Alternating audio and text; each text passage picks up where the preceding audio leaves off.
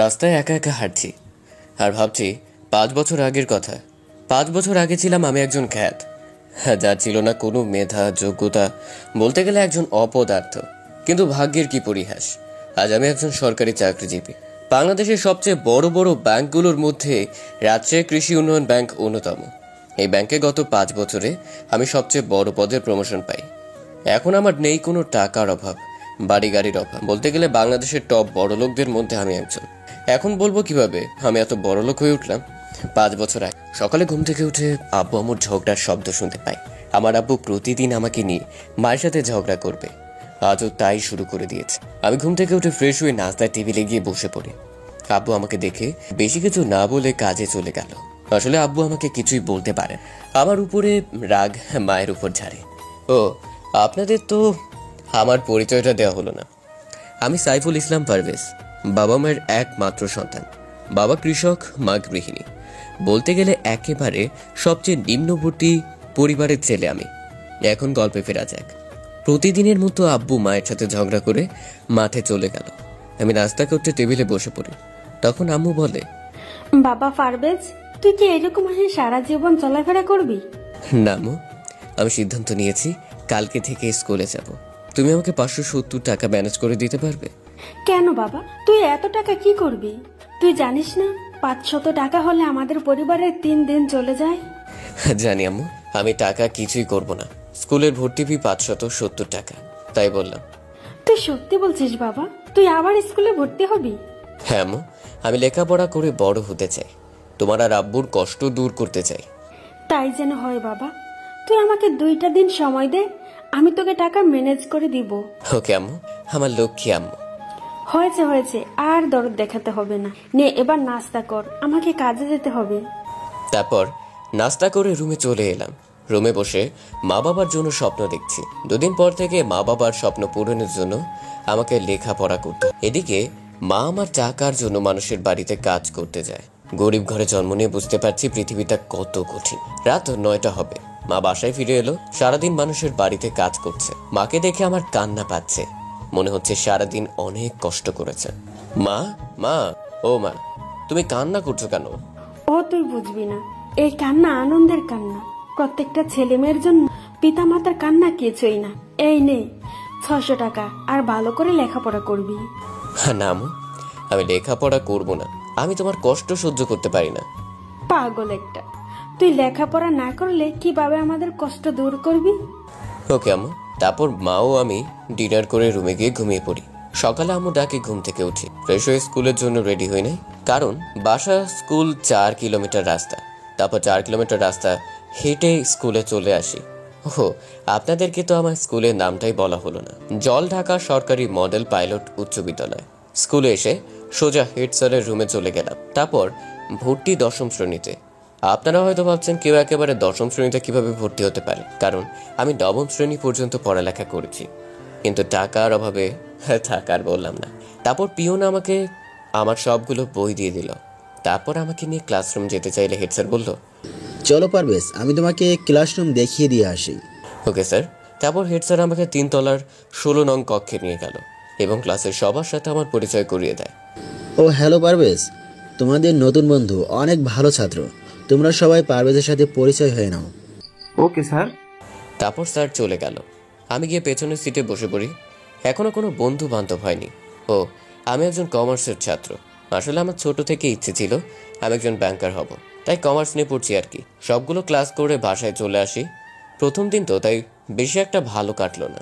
বাসায় এসে ফ্রেশ হয়ে রুমে বসে আছি, তখন মা এসে বলল, পারভেজ বাবা, তোর স্কুলের প্রথম দিন কেমন কাটলো? অনেক ভালো আম্মু, তোমাকে বলে বোঝাতে পারবো না। হয়েছে, আবার দুপুরের খাবার খেয়ে যা, তারপর ঘুমিয়ে পড়। ওকে আম্মু। তারপর ফ্রেশ হয়ে লাঞ্চ করে নিই, রুমে এসে ঘুমিয়ে পড়ি। ঘুম থেকে উঠে পড়তে বসি। আসলে আমাকে যে বাবা মায়ের স্বপ্ন পূরণ করতে হবে, অনেক রাত পর্যন্ত পড়া পড়ে ঘুমিয়ে পড়ি। সকালবেলা ঘুম থেকে উঠে ফ্রেশ হয়ে কিছুক্ষণ পড়া পড়ে আবারও স্কুলে চলে গেলাম। নিয়মিত সবগুলো ক্লাস কয়টা থাকি। এভাবে কেটে যায় 6 মাস। এর মধ্যে 2জন ছেলে আমার বন্ধু হয়েছে। একজনের নাম মিজু ও আর একজন স্বপন। আর 3 দিন পর প্রথম সেমিস্টার পরীক্ষা। তাই স্যার আজকে ক্লাস না করে পরীক্ষার রুটিন দিয়ে গেল। স্যার বলল, এই রুটিন অনুযায়ী তোমাদের প্রথম সেমিস্টার পরীক্ষা নেওয়া হবে। পরীক্ষার ফি 300 টাকা। স্যার আমি একটা কথা বলতে চাই। ওকে, বলো। স্যার পরীক্ষার ফিটা না নিলে হয় না? আমাদের কাছে টাকা নেই। ও, এই ব্যাপার। যারা পরীক্ষার ফি দিতে পারবে না তারা হেড স্যারের সাথে আবেদন করবি, তাহলেই হয়ে যাবে। পারবেশ, তোমার তো হেড স্যারের সাথে অনেক মিল, তুমি বললেই হয়ে যাবে। Okay sir. তারপর স্যার ক্লাসরুম থেকে বেরিয়ে গেল। আমিও পরীক্ষার রুটিন খাতায় লিখে নিয়ে বাসায় চলে আসি। ফ্রেশ হয়ে পড়তে বসি, কারণ 3 দিন পর পরীক্ষা।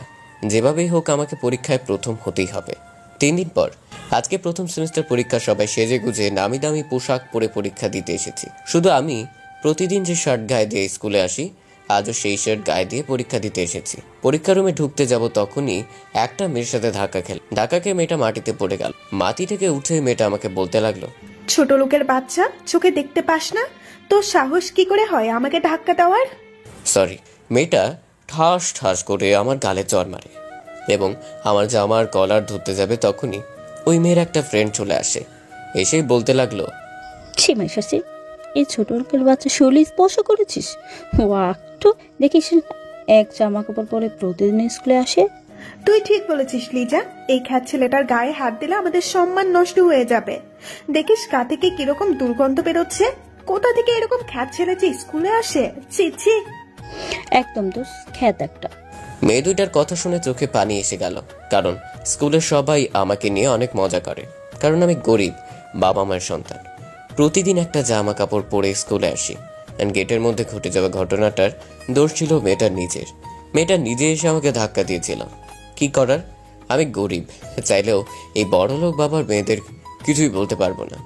আমি তো স্কুলে ভর্তি হয়েছি মায়ের স্বপ্ন পূরণ করার জন্য, তাই চুপচাপ দাঁড়িয়ে তাদের কথা শুনতে লাগলাম। মেয়েটা আরো কিছু কথা শুনে পরীক্ষার রুমে চলে গেল। আমিও আমার সিট খুঁজতে লাগলাম। অবশেষে আমার সিটটা পেয়ে গেলাম। আমার পাশে একটা মেয়ে বসে আছে।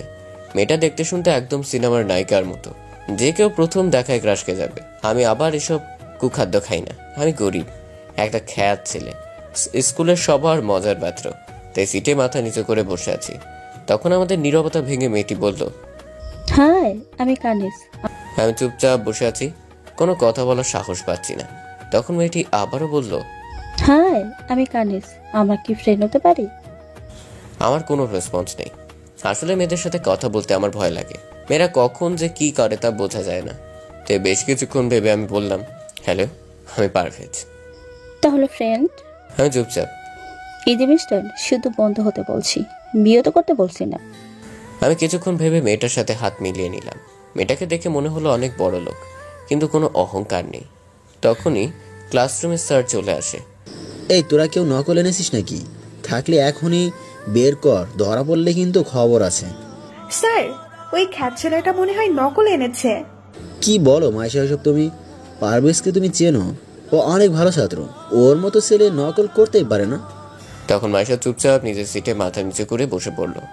এদিকে স্যার পরীক্ষার খাতা দিতে শুরু করলো। আমি পরীক্ষার খাতায় নাম লিখে নিলাম। তারপর স্যার পরীক্ষার প্রশ্ন দিয়ে গেল। পরীক্ষার প্রশ্ন দেখে আমি পুরাই অবাক। সবগুলো প্রশ্নই কমন। আমি নিজ মনে পরীক্ষা দিতে লাগলাম।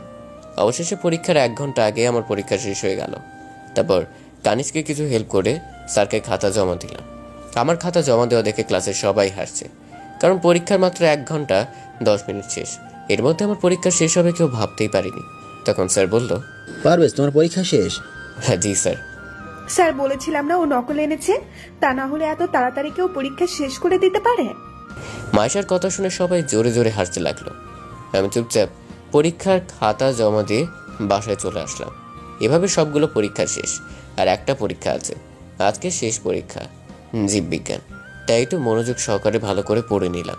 তারপর ফ্রেশ হয়ে স্কুলে চলে গেলাম। স্কুলে আসতেই কানিজ আমাকে দেখে দৌড়ে আমার কাছে চলে আসে। তারপর বলে, হ্যাঁ বন্ধু, কেমন আছিস? হ্যাঁ ভালো রে, তুই? এই তো, আজকে আমাকে একটু দেখাতে হবে, কারণ আমি হিসাব বিজ্ঞানে খুব কাঁচা। দেখাবে কিন্তু।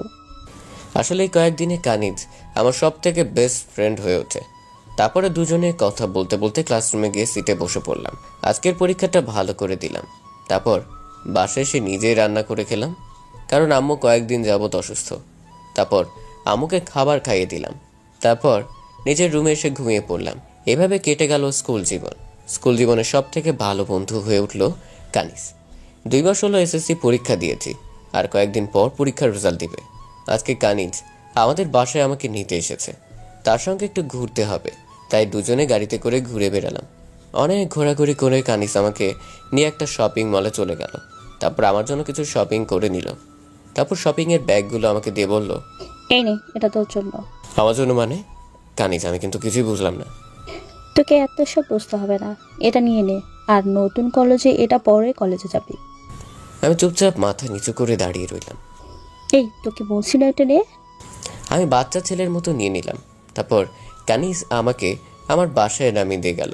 এভাবে চলে গেল কয়েকদিন। আজকে আমার পরীক্ষার রেজাল্ট দিবে। দুপুর 2টা বাজে। তখন স্কুল থেকে হেড স্যার ফোন করে বলে, পারভেজ, তুমি এবার আমাদের সম্মানটা রাখলে। জি স্যার, কিছুই বুঝতে পারলাম না। পারভেজ, তুমি এবার এই দিনাজপুর বোর্ডে সবার থেকে ভালো রেজাল্ট করেছো। তুমি বাড়িতে থাকো, আমরা আসতেছি তোমাদের বাড়িতে। আমি তো খুশিতে আত্মহারা। আমার খুশি দেখে কে? তখনই কানিজ ফোন করে। কানিজের সাথে কথা বলতে বলতেই আমাদের বাড়িতে 10 থেকে 12টা গাড়িতে করে স্কুলের সকল শিক্ষক শিক্ষিকারা সবাই চলে আসে। তারপর আমাকে নিয়ে মায়ের সাথে গল্প করতে থাকে। পারভেজ, তুমি যে রেজাল্ট করেছো, পিছনের 5 বছরও এই দিনাজপুর বোর্ডে এইরকম রেজাল্ট কেউ কখনোই করতে পারেনি। তারপর স্যার এটা আমাকে মিষ্টি মুখ করায়। তারপর স্যার বলল, তোমার সমস্ত লেখাপড়া খরচ আমি চালাবো, কখনো কোনো দরকার হলে আমাকে বলবে। কি বলেন স্যার? এটা তো আমাদের সৌভাগ্য। এরকম ছেলে লাখে একটাই মেলে। আরও কিছুক্ষণ গল্প করে সবাই চলে গেল। তখন মা আমাকে জড়িয়ে ধরে কান্না শুরু করে দেয়। আমিও খুশিতে চোখের পানি আটকাতে পারলাম না। আমি যেরকম রেজাল্ট করব জীবনেও ভাবতে পারিনি। এবার কলেজে ভর্তি হবার পালা। এদিকে আমার রেজাল্ট দেখে স্কুল থেকে স্কলারশিপ দিয়ে নীলফামারী সরকারি কলেজে ভর্তি করিয়ে দেয়। আমাদের গ্রামে আবার রেজাল্ট দেখে অনেকগুলো পরিবার আমাকে টিউশনি করার জন্য আবেদন করে। আমিও মানা করতে পারলাম না। আজকে কলেজের প্রথম দিন। টিউশনি করে কয়েকশত টাকা পকেটে এসেছে। আমাদের বাড়ি থেকে কলেজ 18 কিলো, তা একটা বাসে করে কলেজে যেতে হয়। যাক, কলেজে চলে এলাম। কলেজের গেট দিয়ে ঢুকতে যাব, ঠিক তখনই মাইশাও 4 ফ্রেন্ডরা আমার সামনে এসে দাঁড়ালো আর আমাকে দেখে অনেক মজা করতে লাগলো। আমি মাথা নিচু করে দাঁড়িয়ে আছি আর সব মুখ বুজে সহ্য করছি। তখন আমাকে যেতে দিন প্লিজ। তুই যাবি যা, কিন্তু তার আগে আমাদের পায়ের জুতাগুলো মুছে দে। আমি পারবো না, এটা নতুন কলেজ, তারপর আজকে কলেজের প্রথম দিন। আমি আপনার পায়ের জুতো মুছে দিতে পারবো না। কো, ছোট লোকের বাচ্চা, আমার মুখে মুখে কথা বলিস? তোর সাহস তো কম না। এই মাইশা, এই ছোট পোলার বাচ্চার পা দুটো ভেঙে দে, তাহলে আর তোর মুখে কথা বলতে পারবে না। ঠিকই বলেছিস দোস্ত, এই ছোট লোকের বাচ্চাটাকে আমি আজকে অপমান করে ছাড়বো। এই সানি ভাই, এদিকে আয় তো একটু। তখন একজন মাস্তান টাইপের ছেলে আমার কাছে আসতে লাগলো। ছেলেটাকে দেখতে যেন অদ্ভুত। ছেলেটির নাম সানি। কিরে মাইশা, কি হয়েছে তোর? আর এই ছেলেটা কে? দেখ না সানি, এই ছোট লোক কুত্তার বাচ্চা আমার মুখে মুখে কথা বলে। কিরে, তুই নাকি মাইশার মুখে মুখে কথা বলিস? ভাই, আমার কোনো দোষ নাই, সব দোষ মাইশার। কুত্তার বাচ্চা, তোর সাহস কি করে হয় আমার নাম ধরে ডাকার? তা কি বলে ডাকবো? ম্যাডাম বলে ডাকবে, ম্যাডাম। কলেজের প্রথম দিন, তাই কলেজের সকল স্টুডেন্ট আমাদেরকে ঘিরে ধরলো আর আমার উপর হাওয়া অপমান দেখতে লাগলো। আমি চুপচাপ মাথা নিচু করে দাঁড়িয়ে রইলাম। তখন সানি বলল, এই ছেলে, আমি চাই না তুই অপমান হও। মাইশা যা বলে তাই কর, তা না হলে কিন্তু। অপমান করে বলছে অপমান করতে চায় না। এই নে আমার পায়ের জুতো, তোর রুমাল দিয়ে মুছে দে। এলিজা, তোরা সবাই এদিকে আয়। আমি বাধ্য ছেলের মতো কলেজের সকলের সামনে ইচ্ছে না থাকা সত্ত্বেও মাইশার পায়ের জুতো মুছে দিতে লাগলাম। কিন্তু ভুলক্রমে মাইশার পায়ে আমার হাত লাগে। তখন মাইশা, ছোট লোকের বাচ্চা, তোর সাহস কি করে হয় আমার গায়ে টাচ করার? এই বলে আমার বুকে একটা জোরে লাথি মারলো। আমি সহ্য করতে না পেরে একটু দূরে গিয়ে মাটিতে পড়ে গেলাম। কলেজের ছোট বড় সবাই আমাকে দেখে জোরে জোরে হাসছে। তারপর মাইশা সেখান থেকে তার বান্ধবীদের নিয়ে চলে গেল। আমি মেয়েটার কি এমন ক্ষতি করেছি যে মেয়েটা আমার উপর এরকম অপমান অত্যাচার করছে? আমাকে ভাবে পড়ে থাকা দেখে সবাই সেখান থেকে চলে গেল। তখন কানিজ আমার কাছে চলে আসে। কানিজ নামটা পরিবর্তন করা হয়েছে, কানিজ ইতি করা হয়েছে। তখন ইতি আমার কাছে চলে আসে, আমাকে মাটি থেকে দাঁড় করালো এবং বলল, পারবে দোষ, তুই কিছু মনে করিস না, আমি মাইশাকে দেখে নেব, তার পা আবার কতগুলো টাকা হয়েছে। তারপর দুজন মিলে প্রিন্সিপাল স্যারের রুমে চলে গেলাম। তখন প্রিন্সিপাল স্যার আমাকে দেখে, আর তুমি পারবেস না? জি স্যার, আমাদের সৌভাগ্য যে তোমার মধ্যে একজন মেধাবী ছাত্র আমাদের এই কলেজে পড়বে।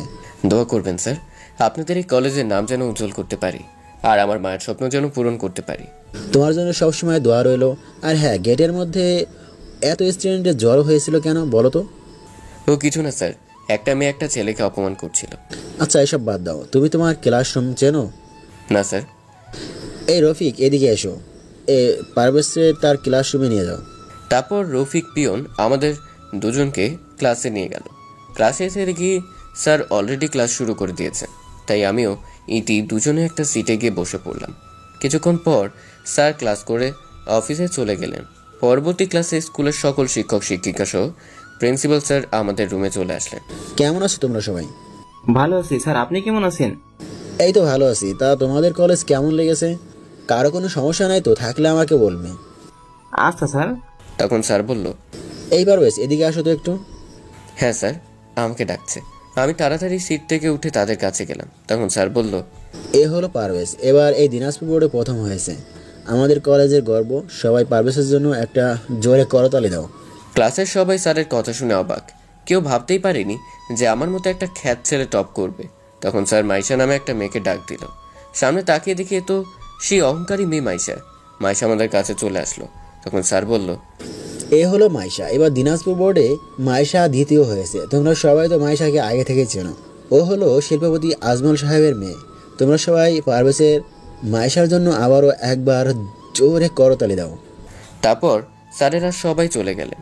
আমি অতি সবগুলো ক্লাস করে বাসায় আসতে যাব, তখনই মাইশা আমাকে ডাক দিল। আমি ইতিকে নিয়ে তাড়াতাড়ি হাঁটতে লাগলাম। এই ছোট লোকের বাচ্চা, দাঁড়া এখানে। তা না হলে কিন্তু এই কলেজ থেকে বের করে দেবো সারা জীবনের জন্য। কথাটি শুনে আমার প্রচণ্ড রাগ উঠে গেল। আমি ইতিকে গাড়িতে গিয়ে বসতে বললাম। তারপর আমি সেখানে দাঁড়িয়ে থাকলাম। তারপর মাইশা তার বান্ধবীরা সহ আমার কাছে চলে আসে। তারপর মাইশা আমাকে যা ইচ্ছে তাই বলতে লাগলো, এমনকি আমার গায়ে থুতু পর্যন্ত ছিটিয়ে দিয়ে গেল। মেয়েটার কথা শুনে আমার চোখ দিয়ে অঝরে পানি পড়তে লাগলো। এভাবে প্রতিদিন আমাকে ইনসাল্ট করা হয়, কিন্তু কি করব, আমি যে গরিব। এই দুনিয়ায় মনে হয় গরিবের কোনো স্থান নেই। আমি এবার আবার রুমে চলে গেলাম। তারপর ফ্রেশ হয়ে বিছানায় বসে কান্না করতে লাগলাম। তখন আম্মু সাড়া পেয়ে কান্না থামিয়ে বসে থাকলাম। আসলে আমার কষ্ট আমি আম্মুকে জানাতে চাই না, আম্মু জানতে পারলে অনেক কষ্ট পাবে। তারপর আম্মুর সাথে কিছুক্ষণ কথা বলে ঘুমিয়ে পড়লাম। বিকেলবেলা আম্মুর ডাকে ঘুম ভাঙলো। আম্মু ডাকছে, পারভেজ, ও পারভেজ বাবা, তোকে দেখতে একজন মেয়ে এসেছে। কোন মেয়ে আম্মু? তখন ভেতরে আসতে পারি? আমি তো দেখে পুরাই অবাক। আমার মতো গরিবের বাড়িতে বড়লোকের মেয়ে আসবে কখনোই ভাবতে পারিনি। হাতে দেখে অনেকগুলো ব্যাগ। তখন আমি, জি ভেতরে আসুন। এবার আমার রুমে ঢুকে আমার দিকে কয়েকটা ব্যাগ তুলে দিল। এই নে, এটা তোর জন্য। কি এটা? কাল ঈদ, তাই এটা আমি তোকে দিলাম। সরি, আমি কারো কাছ থেকে ভিক্ষা চাই না। আপনি আমার বাসায় এসেছেন, তাই আপনি আমার অতিথি। আমার উচিত আপনাকে অতিথি আপ্যায়ন করা।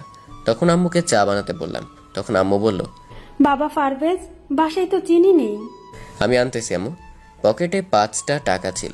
ভেবেছিলাম রাতে একটা বিস্কুট কিনে খাবো, এখন চিনি আনতে হচ্ছে।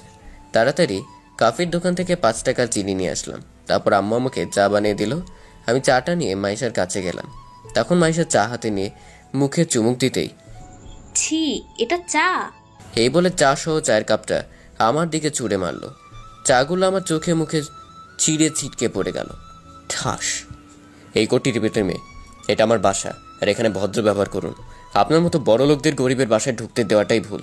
আপনি যে ব্যাগগুলো আমাকে ভিক্ষা দেওয়ার জন্য এনেছিলেন সেটা নিয়ে এক্ষুনি এখান থেকে চলে যান। আর হ্যাঁ, টাকা থাকলে সব কিছু হয় না, ভালো একটা মন লাগে, বুঝেছেন? আর একটু মানুষের সাথে ভালো ব্যবহার করবেন, বুঝেন তো? বুঝেন না। কথাগুলো রাগের লোক নিয়ে নীলিমাকে বললাম। এবার নীলিমা রেগে আমাকে বলল, দেখে নিব তোকে পারভেজের বাচ্চা। ভেবেছিলাম তোর মতো গরিবকে কিছু সাহায্য করে আল্লাহর কাছে পূর্ণ লাভ করতে চাই, কিন্তু টাকার বড় জোর না তোর, তোকে আমি দেখে নিব। কথাগুলো বলে রেগে আগুন হয়ে আমাদের বাড়ি থেকে চলে গেল। আমি নীলিমার দিকে তাকিয়ে থাকলাম।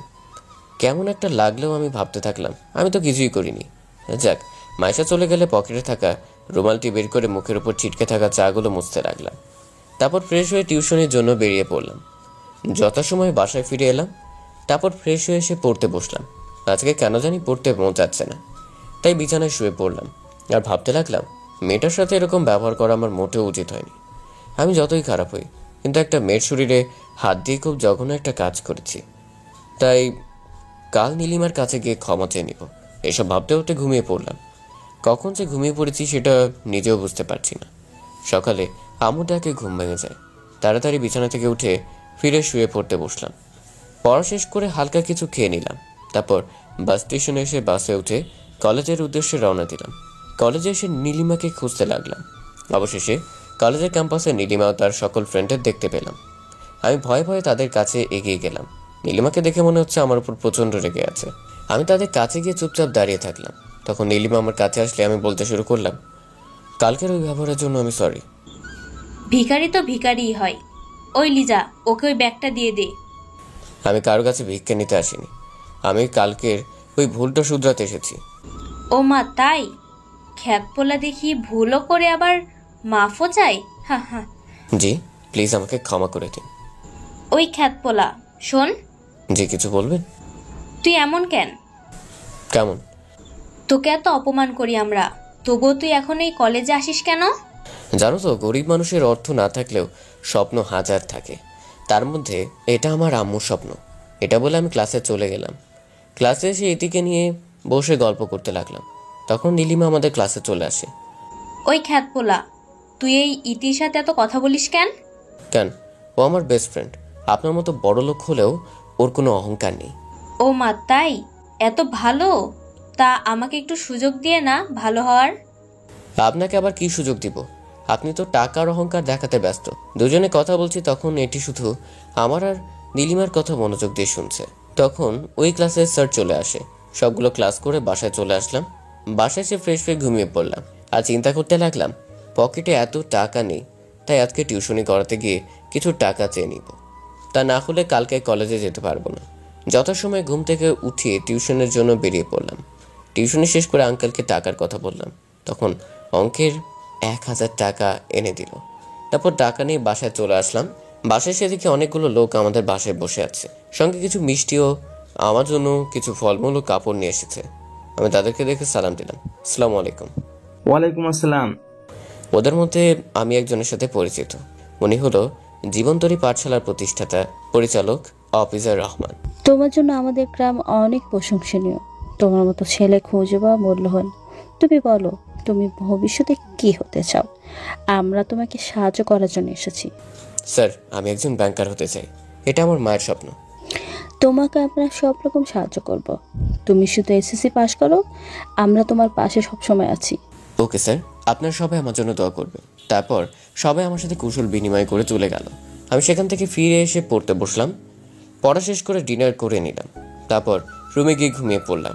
সকালে ঘুম থেকে উঠে ফ্রেশ হয়ে কলেজের জন্য রেডি হয়ে নিলাম।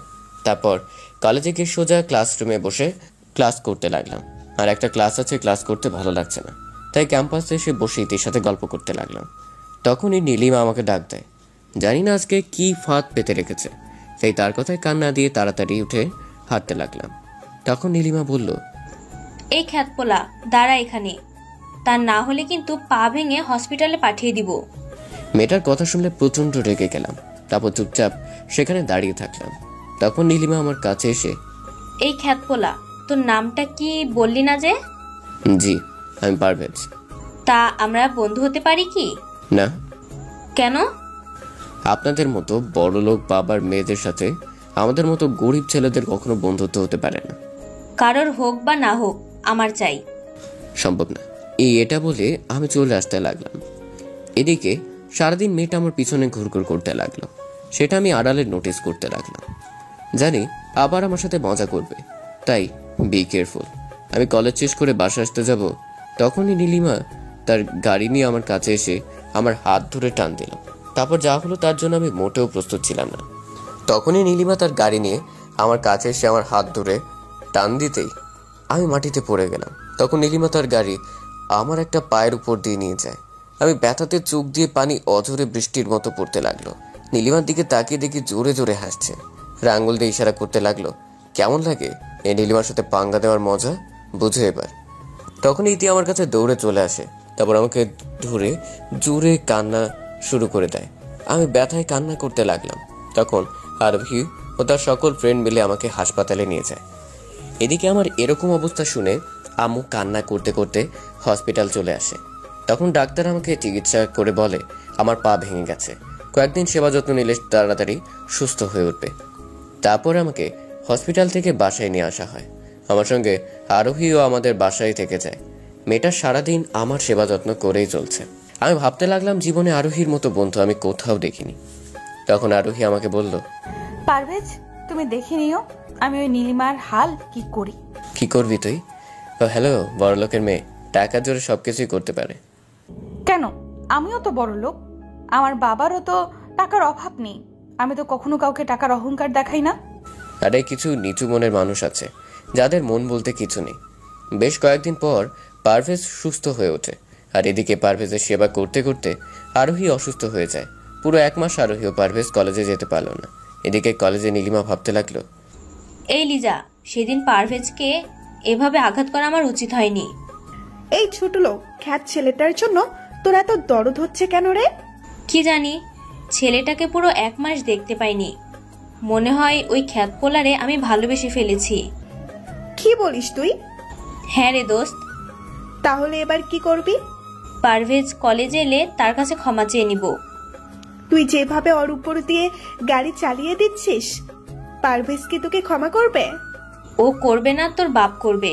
তা না হলে ওকে কলেজ থেকে বের করে দিব। তুই যা ভালো মনে করিস। এদিকে নীলিমার জন্য আমার মনে একটু ভালোবাসা জন্মেছিল। তাই ওই দিন অ্যাক্সিডেন্টের পর থেকে নিমিষেই শেষ হয়ে যায়। আমি নীলিমাকে এর শাস্তি দিয়েই ছাড়বো। নীলিমার অহংকার আমি মাটির সাথে মিশিয়ে ফেলবো। প্রায় 2 মাস পর আজকে কলেজে এলাম। কলেজে এসে ক্লাসরুমে ঢুকতে যাব, তখনই নীলিমা আমার কাছে চলে আসে।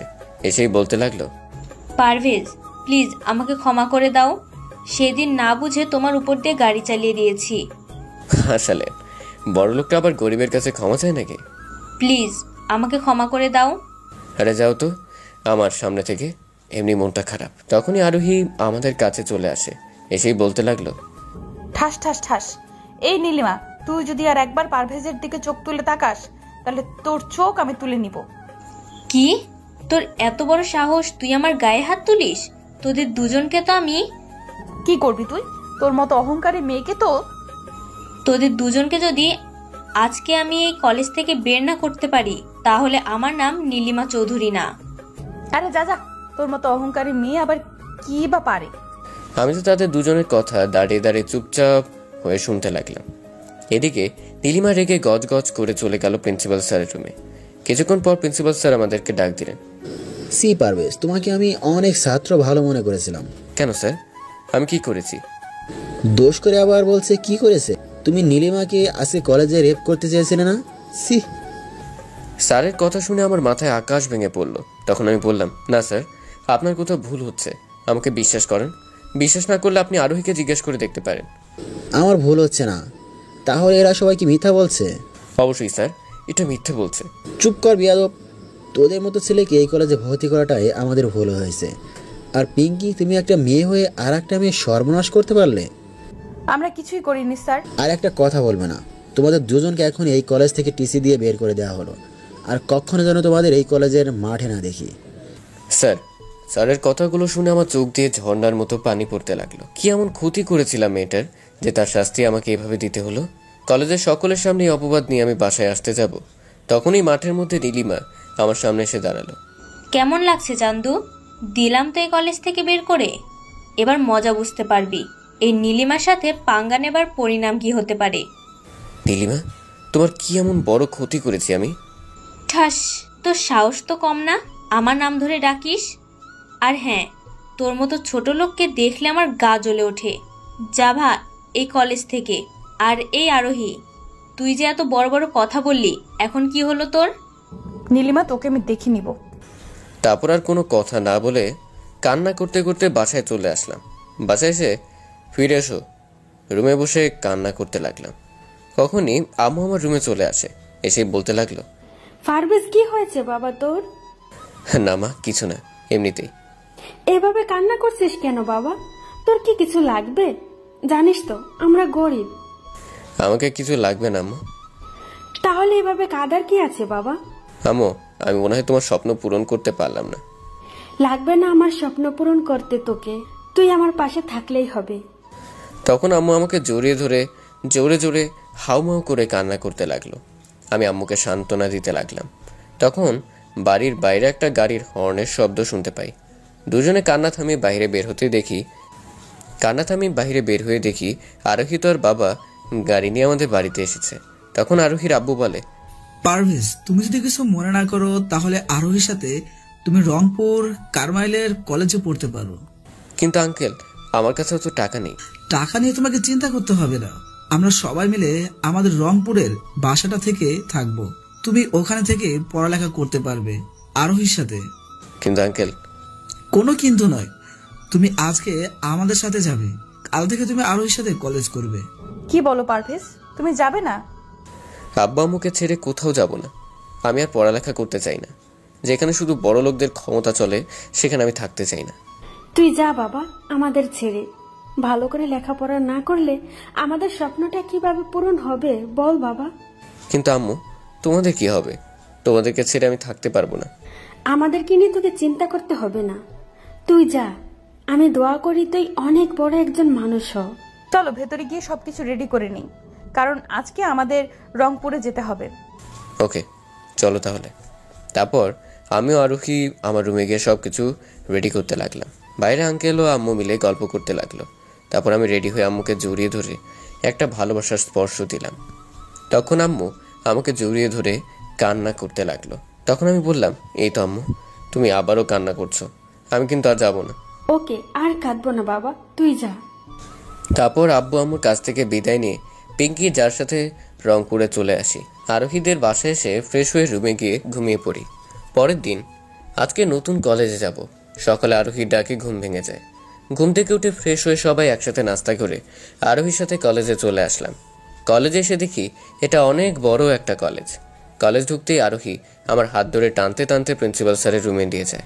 তারপর, may I come in sir? Yes, coming. তারপরে প্রিন্সিপাল স্যারের রুমের ভেতরে চলে যায়। তখন স্যার আমাদেরকে দেখে বলে, মামুনি তুমি এখানে? হ্যাঁ স্যার, আব্বু আমাদের দুজনকে পাঠিয়েছে। তখন আরোহী প্রিন্সিপাল স্যারকে একটা কাগজ দিলেন। স্যার কাগজটা দেখে কিছুক্ষণ পর বলল, আচ্ছা যাও, তোমরা দুজনে গিয়ে ক্লাস করো, আমি দেখতেছি। ধন্যবাদ স্যার। তোমরা দুজনে ক্লাস চিনো তো? না স্যার। এই রহিম, এদিকে আসো তো একটু, এদের দুজনকে তাদের ক্লাসরুম দেখিয়ে দিয়ে আসো। তারপর রহিম কাকু আমাদের দুজনকে ক্লাসরুম দেখিয়ে দিয়ে চলে গেলেন। ক্লাসে এসে দেখি স্যার আগে থেকেই ক্লাস করাচ্ছে, তাই চুপচাপ একটা সিটে গিয়ে বসে পড়লাম। স্যার ক্লাস করে বেরিয়ে চলে গেলেন। তখন প্রিন্সিপাল স্যার এসে ক্লাসের সবার সাথে আমাদের পরিচয় করিয়ে দিলেন। ক্লাসের সবাই আমাদের দুজনকে দেখতে লাগলো। সার্কাস রুম থেকে চলে গেল। সবকিছু ক্লাস করে বাসায় চলে আসলাম। বাসায় আসতে আমি কি বললো, যাও তোমরা দুজন গিয়ে তাড়াতাড়ি ফ্রেশ হয়ে আসো, আমি খাবার রেডি করছি। আমি কোনো কথা না বলে রুমে এসে পড়লাম। তারপর একটা তোয়ালে নিয়ে ফ্রেশ হতে চলে গেলাম। কিছুক্ষণ পর ফ্রেশ হয়ে রুমে এসে কাপড় চেঞ্জ করতে লাগলাম। তখন ওই পিনটি আমার রুমে চলে আসে। তুই এখানে? হ্যাঁ, যা এখান থেকে তাড়াতাড়ি, আয় কাপড় চেঞ্জ করবো। তুই কাপড় চেঞ্জ করবি, আমার কি? তোকে আম্মু খেতে যেতে বলেছে, সো তাড়াতাড়ি। আচ্ছা, একটু ওয়েট কর। আচ্ছা চল। আরোহীর হঠাৎ এরকম পরিবর্তন আমি কিছুই বুঝতে পারলাম না। আমার আর বোঝার দরকার নেই।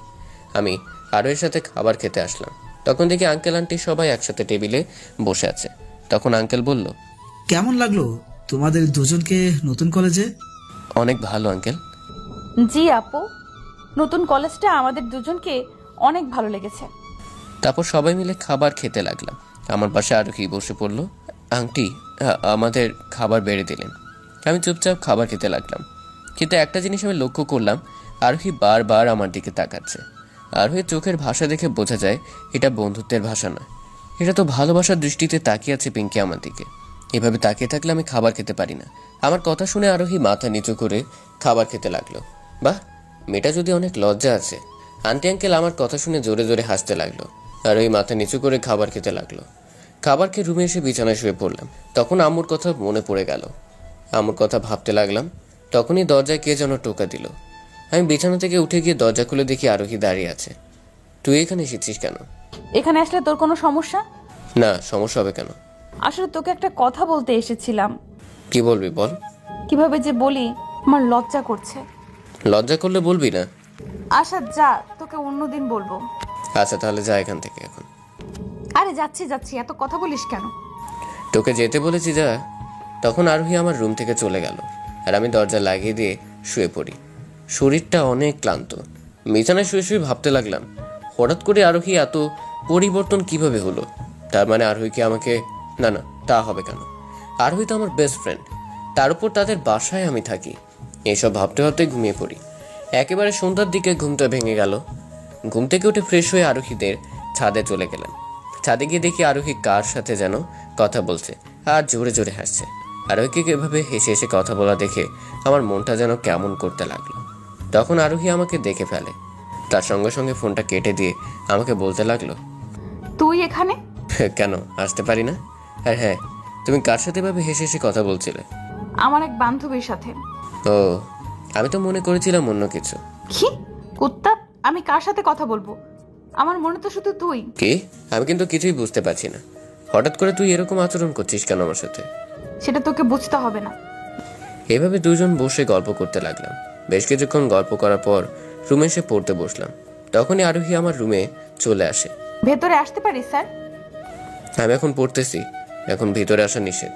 কি বললি কুত্তা? তোকে তো আজ আমি... আরে কিছু না, আসো ভিতরে আসো।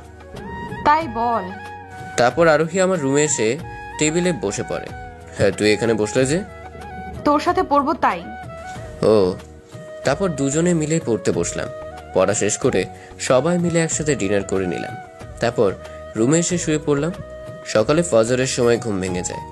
ঘুম থেকে উঠে নামাজটা পড়ে নিলাম। তারপর ফ্রেশ হয়ে পড়তে বসলাম। কিছুক্ষণ পড়ার পর হালকা কিছু নাস্তা করে পিঙ্কির সাথে কলেজে চলে আসলাম। কলেজে এসে সোজা ক্লাসরুমে প্রবেশ করলাম। তারপর মাঝামাঝি একটা সিটে গিয়ে বসে পড়লাম। তখনই আমার সিটে একটা ছেলে এসে বসে। তখন ছেলেটা বলতে লাগলো, হাই, আমি সাজ্জাদ। হ্যালো, আমি রানু। আমরা কি বন্ধু হতে পারি? নিশ্চয়ই, কিন্তু তুই করে বলতে হবে। ওকে। তারপর দুইটা ক্লাস করে ক্যাম্পাসে বসে আড্ডা দিতে লাগলাম। তখনই সাজ্জাদ কিছু ছেলে ও মেয়েকে নিয়ে এসে আমাকে বলতে লাগলো, এরা হলো মনির, আদরি, ফাহিম। আমি তাদের সবার সাথে হাত মিলিয়ে নিলাম। তারপর সকলে মিলে অনেক মজা করতে লাগলাম। তারপর ক্লাস করে বাসা আসতে যাবো, তখনই পেছন থেকে একটা মেয়ে আমাকে ডাক দিল। পেছনে তাকিয়ে দেখি একটা পরী, মনে হয় আসমান থেকে নেমে এসেছে। মেয়েটাকে দেখে দাঁড়িয়ে পড়লাম। মেয়েটা সোজা আমার কাছে চলে আসে। এসেই বলতে লাগলো, এই যে মিস্টার, কলেজে নতুন এসেছো নাকি? হুম। এই জন্যই তো কলেজে বড় আপু আছে, তাদের সম্মান করতে হয়, তা তুমি জানো না? নিশ্চয়ই জানি তো, কিন্তু এখানে বড় আপু কোথায়? কেন, তোমার সামনে। ও আপু, সরি, আমি জানতাম না। It's okay. By the way, তোমার নাম কি? আমি রানু। আপু, আপনার নাম কি? আমি রীতা। ওকে আপু, তাহলে আমি এখন আসি। না, তোকে যেতে বলেছি, তাহলে যাচ্ছিস কেন? একটু কাজ আছে। ওকে যাও, কিন্তু কালকে থেকে কলেজে আসলে আগে আমার সাথে দেখা করতে হবে। ওকে আপু। মেয়েটার সাথে কথা বলা দেখে পিঙ্কি রেগে আগুন হয়ে আছে। মনে হয় আজকে আমাকে একা ফেলে কাঁচা গিলে খাবে।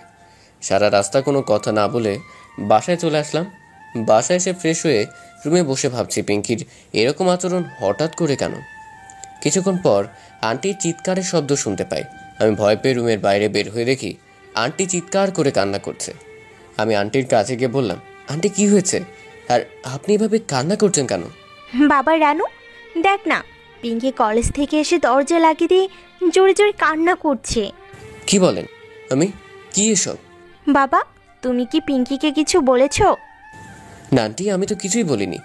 আন্টি আপনি দাঁড়ান, আমি দেখছি। তখন পিঙ্কিকে ডাকতে লাগলাম, কোনো সারা শব্দ নেই। তাই রেগে গিয়ে দরজা ভেঙে ভেতরে প্রবেশ করতে দেখি পিঙ্কি ফ্যানের সাথে ফাঁস টানছে। আমি দেখে তো অবাক। তাড়াতাড়ি পিঙ্কির কাছে গিয়ে একটা জোরে ঠাস করে চর মারি।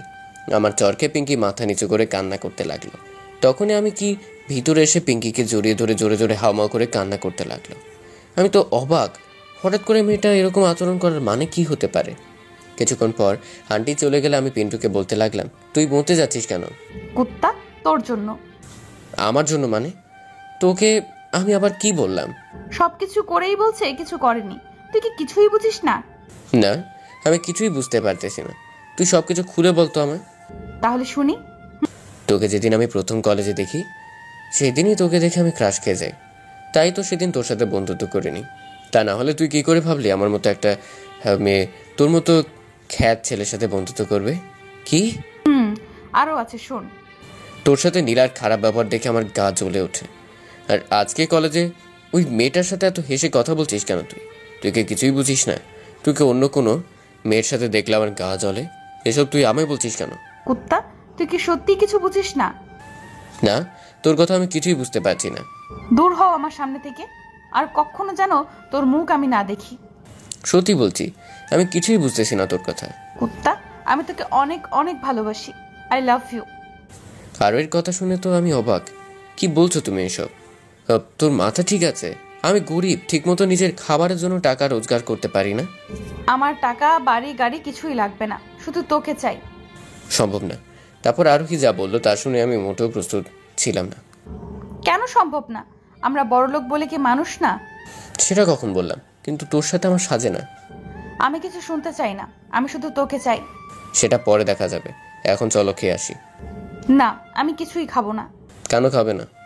আগে বল তুই আমায় ভালোবাসিস, তাহলে খাবো। তা না হলে আমি না খেয়ে মরে যাব। আচ্ছা চল, আমাকে কয়েকদিন সময় দে, ভেবে তোকে বলবো। আসলে এই কয়েকদিনে আরোহীর প্রতি আমি অনেকটা দুর্বল হয়ে পড়ি। আমি আরোহীকে ভালোবেসে ফেলেছি। তারপর আরোহীকে নিচে নিয়ে এসে দুজনে একসাথে খাবার খেয়ে নিলাম। তারপর রুমে এসে আরোহীর কথা ভাবতে লাগলাম। তখনই কেউ একজন ফোন করে। ফোন হাতে নিয়ে স্ক্রিনের দিকে তাকিয়ে দেখি আব্বু ফোন করেছে। হ্যাঁ আব্বু বলো, কেমন আছো তোমরা সবাই? এই তো ভালো আছি, তবে তোর আম্মুর শরীরটা তেমন একটা ভালো না। কি হয়েছে আম্মুর? অনেক সিরিয়াস কিছু নাকি? না তেমন কিছু না।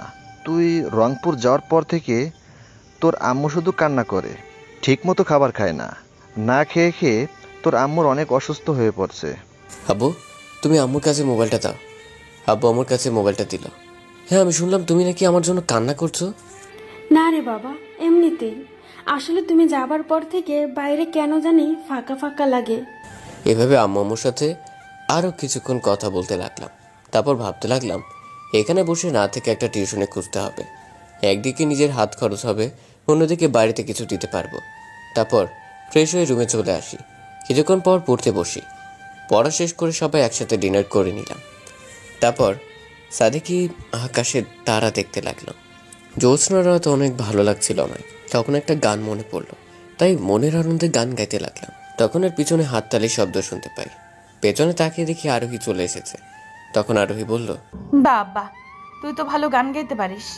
এই তো একটু একটু। বিয়ের পর কিন্তু প্রতি রাতে আমাকে গান শোনাতে হবে। কি? আরোহী লজ্জা পেয়ে সেখান থেকে চলে গেল। আমিও ছাদে না থেকে নিচে এসে ফ্রেশ হয়ে রুমে গিয়ে শুয়ে পড়লাম। ফজরের সময় ঘুমটা ভেঙে যায়, তাই ঘুম থেকে উঠে নামাজটা আদায় করে নিলাম। তারপর কিছুক্ষণ ব্যায়াম করে পড়তে বসলাম। পড়া শেষ করে হালকা হালকা কিছু নাস্তা করে কলেজে চলে আসলাম। কলেজে আসতেই রীতা আপু আমার কাছে দৌড়ে চলে আসলো। আমি আরোহীর দিকে তাকিয়ে রাগে ফুঁসছে। তখন রীতা আপু বলল, এই যে মিস্টার, এত সময় লাগে কলেজে আসতে? সে কখন থেকে তোমার জন্য দাঁড়িয়ে আছি। সময় লাগে মানে বুঝলাম না। আমি ঠিক সময় তো এসেছি কলেজে।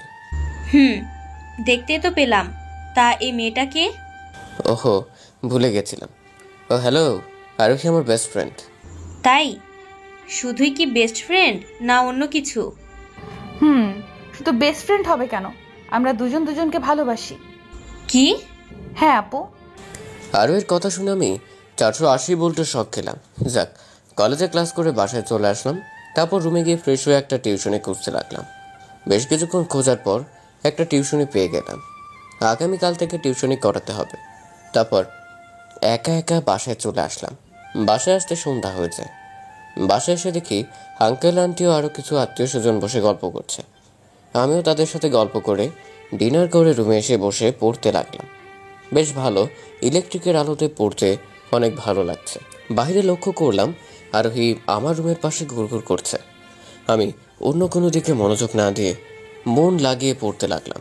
কিছুক্ষণ পড়ার পর আমি শুয়ে পড়লাম। দরজা লাগাতে ভুলে গেছি। কিছুক্ষণ পর আমি বুঝতে পারলাম আমার চোখে মুখে কিস করছে কেউ একজন। চোখ মেরে দেখি এটা আরোহী আমার সাথে শারীরিক সম্পর্কে লিপ্ত হওয়ার চেষ্টা করছে। আমি এবার তাড়াতাড়ি উঠে আরোহীকে সোজা এক ধাক্কা দিলাম। এসব কি হচ্ছে শুনি? না না মানে কি মানে? না না মানে এটা করলে তো তোমারও চাহিদা মিটবে আর আমারও। কি?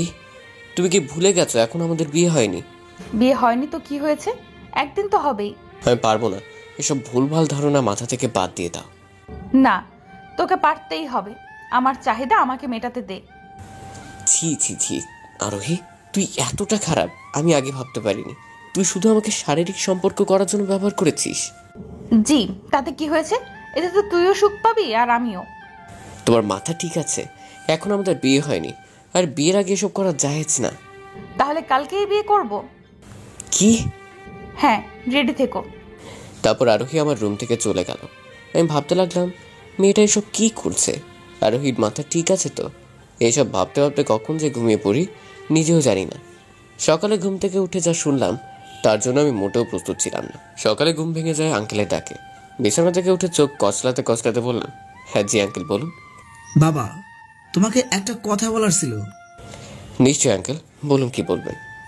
আচ্ছা বলছি বাবা, আরোহী তোমাকে অনেক অনেক ভালোবাসে, সেটা আমরা সকলে জানি। তাই চাচ্ছি আজকে তোমাদের বিয়েটা দিতে। কি? কিন্তু আঙ্কেল। কোনো কিন্তু নাই। তুমি মনে করো তোমার আব্বুর কথাগুলো বললো, তুমি কি কখনো তোমার আব্বুর কথা রাখতে পারবে? আঙ্কেল কথাগুলো বলে চলে গেলেন। আমি ভ্যাবাজেকা খেয়ে বিছানায় বসে পড়লাম। তখন আরোহী একটা নীল শাড়ি পরে আমার রুমে চলে আসে। আমি তো দেখেই হা হয়ে আছি। এত সুন্দর একটা মেয়ে কি করে হতে পারে? তাকে দেখে ক্রাশ খেয়ে যায়। তখন আরোহী বলে উঠল, আজকে আমাদের বিয়ে, রেডি থেকো। আব্বু কাজে আনতে গেছে। কি? হ্যাঁ, তাড়াতাড়ি রেডি হয়ে নে। না, আমি বিয়ে করতে পারবো না। তুই না করলে তোর বাপ করবে বিয়ে? জান, আমার আব্বুকে গিয়ে বিয়ে করুন। আর কিছু বলতে না দিয়ে আরোহী আমার হাত ধরে টেনে ওয়াশরুমে নিয়ে যায়। তারপর ফিরে এসে নিচে গিয়ে দেখি সবাই বসে গল্প করছে। সামনে তাকিয়ে দেখি আব্বু আম্মু চলে আসে। আব্বু আম্মু কখন এলো আমি কোনো কিছুই মিলাতে পারছি না। আমি নিজে গিয়ে আম্মুকে জড়িয়ে ধরে জোরে কান্না করতে লাগলাম। তখন আম্মুকে বললাম, আম্মু আমি বিয়ে করতে পারবো না। কেন রে বাবা? মেয়েটা তো দেখতে শুনতে অনেক সুন্দরী, তার উপর মেয়েটা তো তোকে অনেক ভালোবাসে। আমি এরকম একটা মেয়েকে তো আমার ঘরের বউ করে নিয়ে যেতে চেয়েছিলাম। তবুও আম্মু আমার পক্ষে বিয়ে করা সম্ভব নয়। তুই যদি বিয়ে না করিস তাহলে আমার মরা মুখ দেখবি। না আম্মু, তুমি এমন কথা বলো না, আমি বিয়ে করব। অবশেষে আম্মুর মুখের দিকে তাকিয়ে আরোহীকে বিয়ে করে নিলাম। বাসরটা আজ আমার। আমি রুমে ঢুকতে চাচ্ছি না, কিন্তু আমাকে যে ঢুকতেই হবে। আমি এবার আমার রুমে ঢুকে গেলাম। তারপর আরোহীর সামনে গিয়ে বসে পড়লাম। আমি আরোহীর দিকে কিছুক্ষণ তাকিয়ে থেকে আবারও ক্রাশ খেয়ে গেলাম। লাল শাড়ি পরে একটা ঘুমটা বাঁধায় দিয়ে বসে আছে, অনেক সুন্দর লাগছে আরোহীকে। আরোহীর মুখের দিকে তাকিয়ে দেখি মিট মিট করে হাসতে লাগলো। আমি কোনো সাড়া না দিয়ে একপাশে শুয়ে পড়লাম। গভীর রাতে আমার ঘুম ভেঙে যায়। তখন শরীরের উপর কিছু একটা ভারী জিনিস অনুভব করতে লাগলাম। চোখ খুলে দেখি আরোহী আমার উপর শুয়ে আছে। ঘুমের মধ্যে একদম পরীর মতো লাগছে। আমি আরোহীকে জড়িয়ে ধরে ঘুমিয়ে পড়লাম। সকালে ঘুম ভেঙে যায় আরোহীর ডাকে। এই যে ওঠো তাড়াতাড়ি, তোমাকে আব্বু আম্মু ডাকছে। কে রে? আমাকে আর একটু ঘুমাতে দাও। হ্যাঁ, ঘুমিয়ে থাক, তাড়াতাড়ি উঠবি, না হলে পানি ঢেলে দিব। উঠতেছি, দাঁড়াও। তাড়াতাড়ি। তারপর বিছানা থেকে উঠে ফ্রেশ হয়ে এসে আরোহী সহ নিচে চলে আসলাম। নিচে গিয়ে দেখি সবাই নাস্তার টেবিলে বসে আছে আমাদের জন্য। তাই তাড়াতাড়ি আমরাও বসে পড়ি নাস্তার টেবিলে। তারপর সকলে মিলে একসাথে নাস্তা করে নিই। তখন আম্মু বলল, আরোহী মামনি, মিজু সহ আমাদের বাসায় চলো আজকে। যাও, গিয়ে ঘুরে আসো। কিন্তু আঙ্কেল, আপনার মেয়ে কি আমাদের সাথে যাবে? কেন যাব না? আমার শ্বশুর বাড়ি আমি যাব না তো কে যাবে শুনি? তাহলে আজকেই যাবে? হ্যাঁ, আজকে চলে যাব। আরোহী মামনি, তোমার রোহিত কাকুকে বলে একটা গাড়ি নিয়ে চলে যাও, যেও সবাই একসাথে। আমি এবার অফিসে গেলাম। ওকে আব্বু। তারপর আমি নিজের রুমে গিয়ে রেডি হয়ে নিই। আমার সাথে আরও হিরো চলে আসে। কিছুক্ষণ পর আরোহী একটা গাড়ি নিয়ে আমাদের কাছে চলে আসলো। অনেকদিন পর গ্রামে যাচ্ছি। গ্রামে এসে আরোহীকে সমস্ত গ্রাম ঘুরিয়ে দেখালাম। বেশ কিছুদিন পর আরোহী বায়না ধরে আজকে ভিন্ন জগৎ ঘুরতে যাবে। কি আর করা, গাড়ি নিয়ে চলে এলাম ভিন্ন জগৎ। অনেকক্ষণ ঘোরাঘুরির পর বেশ ক্ষুধা লেগেছে, তাই একটা ফুচকার দোকানে গেলাম ফুচকা খেতে। ফুচকা খেয়ে সামনে আসতে দেখি নীলা আমাদের পিছু নিয়েছে। কি ব্যাপার, হঠাৎ করে নীলা আমার পিছনে কেন এসব ভাবছি। আর চোখে দেখতে লাগলাম নীলাকে। সামনে আরও কিছু দূর এগিয়ে গেলাম। হঠাৎ চোখ পড়লো একটা গাড়ির দিকে। গাড়িটি সোজা এসে নীলাকে ধাক্কা দেয়। আমি কিছুক্ষণ স্বপ্ন দেখার মতো দাঁড়িয়ে রইলাম। তারপর এক দৌড় দিয়ে সেখানে চলে গেলাম। নীলার মাথা ফেটে রক্ত পড়ছে আর একটা পা ভেঙে গেছে, অনেক আঘাত পেয়েছে মনে হয়। সাথে সাথে সবাই এসে আমাদেরকে ঘিরে ধরলো। আমি আরোহীকে তার গাড়ি আনতে বলি। তারপর আরোহী তার গাড়ি নিয়ে আসলে নীলাকে গাড়িতে করে তাড়াতাড়ি একটা বড় হসপিটালে নিয়ে যায়। মাথা ফেটে প্রচুর রক্ত বের হচ্ছে, রক্ত বন্ধ হওয়ার কোনো নামই নেই। আমি তাড়াতাড়ি আমার শার্টটা খুলে নীলার মাথায় বেঁধে দিলাম, হসপিটালে নিয়ে এমার্জেন্সিতে পাঠিয়ে দিলাম। আমার নিজেকেও কেন জানি খারাপ লাগছে, হয়তো আমার জন্য মেয়েটার আজ এই অবস্থা। চোখ দিয়ে বৃষ্টির মতো পানি পড়তে লাগলো। তখন আরও এসে আবার দু চোখের পানি বুঝে দিতে লাগলো। কিছুক্ষণ পর ডাক্তার এমার্জেন্সি থেকে বের হয়ে যা বললো তার জন্য আমি মোটেও প্রস্তুত ছিলাম না। কিছুক্ষণ পর ডাক্তার এমার্জেন্সি থেকে বের হয়ে আসলো, এসে বলতে লাগলো, রোগী আপনার কি হয়? জি, ও আমার ফ্রেন্ড। তাহলে তাড়াতাড়ি রোগীর ফ্যামিলিকে খবর দিন, দরকার আছে। ডাক্তার, ও তেমন কাউকে তো আমি চিনি না। কি দরকার আপনি আমাকে বলুন। রোগীর মাথা কেটে অনেক রক্ত বের হয়েছে, তাড়াতাড়ি এ পজিটিভ রক্ত লাগবে। ওকে ডাক্তার, আমি দিব। আমার রক্তের গ্রুপ এ পজিটিভ। আপনার এক ব্যাগে তো হবে না, কমপক্ষে 3 ব্যাগ রক্ত লাগবে।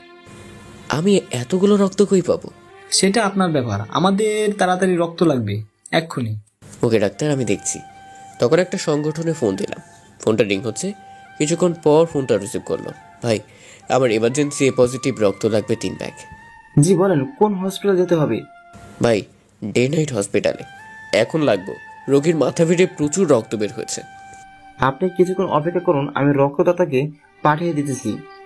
ওকে ভাইয়া, আপনাকে কি বলে যে ধন্যবাদ দিব। ফোনটা কেটে দিয়ে আরোহীর কাছে গিয়ে বসে পড়লাম। কিছুক্ষণ পর ডাক্তার আবার আমার কাছে চলে আসে, এসে বলতে লাগলো, কি হলো স্যার, রক্ত ম্যানেজ করতে পারছেন? জি স্যার, এক্ষুনি চলে আসবে। প্রায় আধা ঘন্টা পর 4 জন লোক আসলো হসপিটালে, এসে আমাকে খুঁজতে লাগলো। আমি তাদের সামনে গিয়ে দাঁড়ালাম।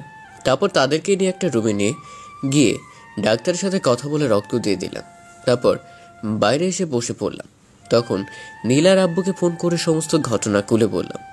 নীলার আব্বু হাসপাতালে চলে এলে আমি আরোহীকে নিয়ে বাসায় চলে আসলাম। বাসায় এসে ফ্রেশ হয়ে সবাই মিলে বসে গল্প করতে লাগলাম। তারপর রুমে গিয়ে বসে আছি, তখনই আঙ্কেল ফোন করে তার অফিস যেতে বলল। আমি তাড়াতাড়ি রেডি হয়ে চলে গেলাম আঙ্কেলের অফিসে। তারপর আঙ্কেলের কেবিনে গিয়ে বসে পড়লাম। তখন আঙ্কেল বলল, মেজু, তোমাকে আজকে রাতের মধ্যেই একটা আমেরিকা যেতে হবে বাবা, প্লিজ না করো না। কেন আঙ্কেল? আমাদের কোম্পানিতে বড় একটা ডিল হতে চলেছে, তাই তোমাকে আজকে রাতেই যেতে হবে। আর কালকে অফিসে গিয়ে ডিলটা ফাইনাল করে নেবে। কিন্তু আঙ্কেল, আমি তো এসবের কিছুই জানি না। তোমাকে এসবের কিছু জানতে হবে না, তোমার সাথে ম্যানেজার সাহেব যাবে, ম্যানেজার সবকিছু সামলে নেবে। Okay uncle. তারপর অফিস থেকে সোজা বাসায় চলে আসে। বাসায় এসে আরোহীর কাছে গিয়ে সব ঘটনা খুলে বলি। আরোহী তো আমাকে কোথাও যেতে দিচ্ছে না। তখন আন্টিকে খুলে বললাম। সবাই রাজি হয়ে গেলে সবার কাছ থেকে বিদায় নিয়ে চলে আসি শাহজালাল আন্তর্জাতিক বিমানবন্দরে। আঙ্কেল সব কাগজপত্র ফাইলগুলো রেডি করে রেখেছে, কিছুক্ষণ পর ফ্লাইট ছাড়বে। আঙ্কেলের থেকে সব কিছু বুঝিয়ে নিয়ে ফ্লাইটে উঠে পড়লাম। জীবনের প্রথম কোনো বিমানে বসে কোথাও যাচ্ছি, মনটা খালি ভয়ে কাঁপতে লাগলো। তখন ম্যানেজার সিট বেল্ট ভালো করে লাগাতে বলল। আমি বেল্টটা ভালো করে লাগিয়ে নিলাম। আধা ঘন্টা পর আকাশে কালো মেঘ ভাসতে লাগলো। পাইলটরা সামনের কোনো কিছু দেখতে পাচ্ছে না এবং জোরে জোরে বজ্র চমকাতে লাগলো। ফ্লাইটে সবাই তো ভয়ে অস্থির। কিছুক্ষণ পর প্রচুর হারে বৃষ্টি ও বজ্র শুরু হয়ে যায়। 3 জন পাইলট কার সাথে যেন ফোনে কথা বলতে লাগলো। কিছুক্ষণ পর বিমান আস্তে আস্তে ল্যান্ড করলো। তখনই কিছু একটা বড় জিনিসের সাথে ধাক্কাকে বিমান উল্টে যায়। আমি সহ আরও অনেকগুলো লোক নিজেকে কন্ট্রোল করতে না পেরে মাটিতে পড়ে গেলাম। তারপর আর কিছু মনে নেই। যখন জ্ঞান ফিরল তখন একটা রুমের ভিতর নিজেকে আবিষ্কার করলাম। আমার পাশে একটা ছোট মেয়ে, এই 7 থেকে 9 বছর বয়স হবে এমন হয়। মেয়েটা কিছু বই নিয়ে পড়ছে। আমার জ্ঞান ফিরে দেখে মেয়েটা কাকে যেন ডাক দিল। কিছুক্ষণ পর 2 জন লোক রুমের ভিতরে প্রবেশ করলো, একজন মহিলা ও একজন পুরুষ। তাদেরকে আমি চিনতে পারলাম না। আমার রুমে প্রবেশ করে আমার কাছে এসে বলতে লাগলো, তোমার এখন কেমন লাগছে বাবা? এই তো একটু ভালো লাগছে, কিন্তু আপনারা কে? আপনাদেরকে তো ঠিক চিনতে পারলাম না। আমি কবির চৌধুরী, এই ব্যাংকের জিএম। আমাকে তুমি আঙ্কেল বলে ডাকো। আমি এখানে কেন? আমার নাম কি? বাবা, তোমার নাম তো আমরা জানি না। তুমি আজ 2 বছর ধরে কমাইছিলে। কি 2 বছর ধরে কোমায়? জি বাবা, একদিন প্রচন্ড বৃষ্টি পড়ছিল, অফিস থেকে বাসায় আসতে অনেক রাত হয়ে যায়। বাসায় আসার সময় তোমাকে একটা পাহাড়ের পাশে পাই, তোমার মাথা ফেটে গল গল করে রক্ত বের। আমি তোমাকে তাড়াতাড়ি গাইড করে বাসায় নিয়ে আসি। তারপর আঙ্কেল, আমার কিছুই মনে পড়ছে না। যতদিন না কিছু মনে পড়ছে ততদিন কি এখানে থাকতে পারি? নিশ্চয়, আমাদের কোনো ছেলে নেই, আজকে থেকে তুমি আমাদের ছেলে। কি বলছো বাবা তুমি? আমাদের বাসায় থাকবে, এ তো আমাদের সৌভাগ্য। সেই ছোট মেয়েটিকে উদ্দেশ্য করে, আঙ্কেল এই মেয়েটিকে তো চিনতে পারলাম না। মেয়েটি কে? ও ভালো মারিয়া, আমার একমাত্র মেয়ে, এবার ক্লাস 7-এ পড়ে। তখন মেয়েটা আমার কাছে এসে বলল, আজ থেকে তুমি আমার বড় ভাই। আচ্ছা বাবা, তুমি ফ্রেশ হয়ে নাস্তা করে নিও, আমি অফিসে চলে গেলাম। আচ্ছা আঙ্কেল। তারপর আঙ্কেল আন্টি আমার রুম থেকে চলে গেল। আমি ওয়াশরুমে গিয়ে ফ্রেশ হয়ে নিলাম। তারপর রুমে এসে কাপড় চেঞ্জ করতে লাগলাম। তখনই মারিয়া আমার কাছে চলে আসে। মারিয়া এসে আমাকে নিয়ে নিচে চলে যায়।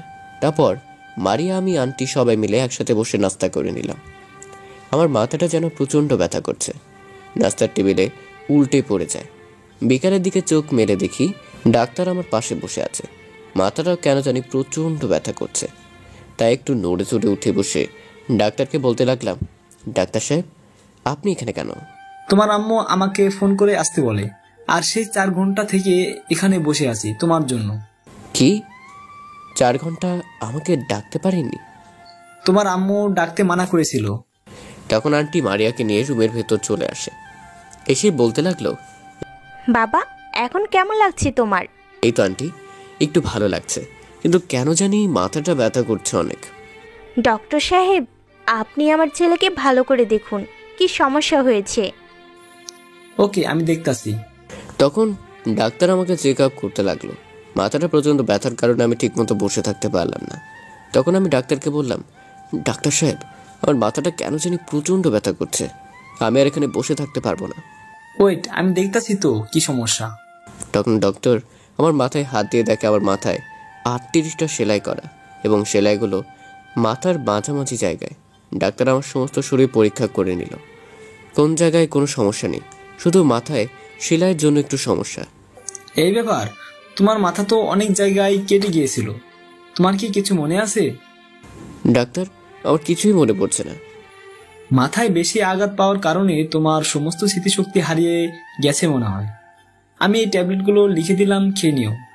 ডাক্তার আমার স্মৃতিশক্তি কি কখনো ফিরে আসবে না? সেটা আল্লাহ ভালো জানে, তুমি সবকিছু ধীরে ধীরে মনে করার চেষ্টা করো। তারপর ডাক্তার আমাকে একটা প্রেসক্রিপশন দিয়ে চলে গেল। আমি প্রেসক্রিপশন হাতে নিয়ে বসে থাকলাম। তখন আন্টি বলে উঠলো, বাবা তোমার নাম কি কিছু মনে পড়ে? হ্যাঁ না আন্টি, আমার কিছুই মনে নেই। আচ্ছা, আজকের পর থেকে তোমাকে আমরা মাহমুদ বলে ডাকবো, তোমার কি কোনো অসুবিধা হবে? না আন্টি, আমার কোনো অসুবিধা হবে না। প্লিজ বাবা, আমাদেরকে পর ভেবো না, আজকে পর থেকে আমাকে আম্মু বলে ডাকবে। Okay aunty. আবার? আচ্ছা ওকে আম্মু, এবার ঠিক আছে। তারপর আন্টি মারিয়া আমার রুম থেকে চলে গেল। আমি বিছানায় বসে ভাবতে লাগলাম, কে আমি, কি আমার পরিচয়, আর লোকগুলো বাকে, পৃথিবীতে এনাদের মতো লোক আজও বেঁচে আছে, এইসব ভাবতে লাগলাম। তখন মারিয়া আমার রুমে আবার চলে আসে। এসেই বলতে লাগলো, ভাইয়া আম্মু তোমাকে নিচে ডাকতেছে। কেন রে ছোট বোন? কেন আবার? তুমি তো দুপুর থেকে কিছু খাওনি, তাই আম্মু খাবার খেতে ডাকতেছে। ও আচ্ছা, তুই নিচে চলে যা, আমি আসতেছি। তখন মারিয়া নিচে চলে গেল। আমি ওয়াশরুমে গিয়ে ফ্রেশ হয়ে নিচে গিয়ে খাবার খেয়ে নিলাম। তারপর আম্মুকে বললাম, আম্মু আমার কিছু টাকা লাগবে। কি বলছো বাবা, কিছু টাকা কেন? আমাদের তো যা কিছু আছে সবই তোমার। আমার সব কিছু লাগবে না, কিছু টাকা হলেই হবে। এই নাও 50,000 টাকা, তোমার যা লাগে সব কিছু কিনে নিয়ে আসো। ধন্যবাদ আম্মু। ধন্যবাদ দিতে হবে না, তুমি একা একা শহরটাকে ঘুরতে পারবে, তা না হলে মারিয়াকে নিয়ে যেতে পারো। মারিয়া তোমাকে পুরো শহরটা ঘুরে দেখাবে। মারিয়া মামুনি, তোমার ভাইয়াকে পুরো শহরটা ঘুরে দেখাবে তো? নিশ্চয়ই আম্মু। আম্মু, আমি কিন্তু ভাইয়াকে নিয়ে শপিং করতে যাব। তোর যা মন চাই। তারপর আমি নিজের রুমে গিয়ে ফ্রেশ হয়ে নিলাম। তারপর নিচে এসে একটা গাড়ি নিয়ে বের হলাম। মারিয়া আমার সাথেই আছে। মারিয়াকে নিয়ে আগে একটা বড় মেডিসিন দোকানে গিয়ে সবগুলো মেডিসিন কিনে নিলাম। তারপর দুজনে কিছুক্ষণ ঘোরাঘুরি করলাম। তখন মারিয়া বলে, ভাইয়া আমি কিছু শপিং করব। আচ্ছা চলো। ড্রাইভার গাড়ি এখানকার একটা বড় শপিং মলে নিয়ে যাও, আমরা কিছু শপিং করব। তারপর ড্রাইভার গাড়ি চালাতে লাগলো। আমি গাড়িতে বসে মারিয়াকে বলতে লাগলাম, মারিয়া ছোট বোন আমার, এই দেশটার নাম কি? ভাইয়া তুমি কি চোখে দেখতে পারো না? রাস্তার আশেপাশে কতগুলো সাইনবোর্ড। এই দেশটার নাম মালয়েশিয়া। আর হ্যাঁ, আমরা যেখানে আছি এই জায়গাটার নাম কুয়ালালামপুর।